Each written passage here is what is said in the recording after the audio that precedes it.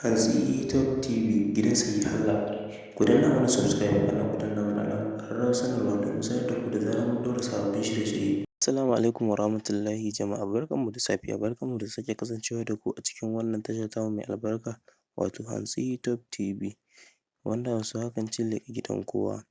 Kada ku sha'afa, idan wannan ne farkon shigowarka wannan tasha, ka danna mana subscribe sannan ka danna mana alamar ƙararrawar sanarwa domin ita ce za ta sada mu da kai a duk lokacin da muka ɗaura sababbin shirye-shiryenmu. Ana ta ci gaba da kaɗa ƙuri'a a kwamitin tsaro na Majalisar Ɗinkin Duniya kan tsagaita wuta a Gaza domin kauce wa rashin amincewa daga ƙasar Amurka. Shugaban ƙasar Isra'ila ya ce ƙasarsa a shirye take da ta ƙara dakatar da buɗe wuta domin ganin an sako ƙarin mutanen da aka yi garkuwa da su a yankin da kuma kai kayan agajin da duk ake buƙata. Gwamnatin ƙasar Isra'ila na fuskantar matsin lamba mai tsanani daga ƙasashen duniya kan amincewa da tsagaita wuta a daidai lokacin da ake ci gaba da asarar rayukan fararen hula da kuma mummunan rikicin jin kai a Gaza.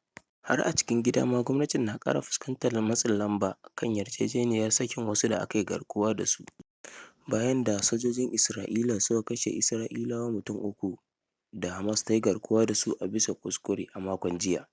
Kalaman shugaban ƙasar Isra'ilan na zuwa ne a daidai lokacin da kwamitin tsaro na Majalisar Ɗinkin Duniya ke shirin kaɗa ƙuri'a kan wani sabon ƙuduri na neman tsagaita wuta a Gaza. A watan da ya gabata ne wata yarjejeniya tsakanin Isra'ila da Hamas da wasu ƙasashe masu shiga tsakani suka ƙulla ta domin dakatar da buɗe wuta na wani ɗan lokaci tare da sako wasu mutum kusan 100 da aka yi garkuwa da su. A bayan haka ne ƙasar Isra'ila ta sako wasu Falasɗinawa mutum 3 waɗanda ta kasance ta yi garkuwa da su a cikin gidajensu. To kada dai ku sha'afa, kuna sauraron wannan labari ne daga wannan tasha tamu mai albarka wato Hantsi Top TV. Ku ci gaba da bibiyar mu domin sanin duk abin da ke zagaye da ku birni da ƙauye da ma ƙasashen waje.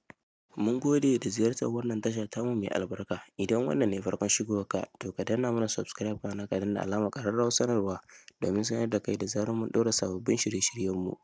Mun gode.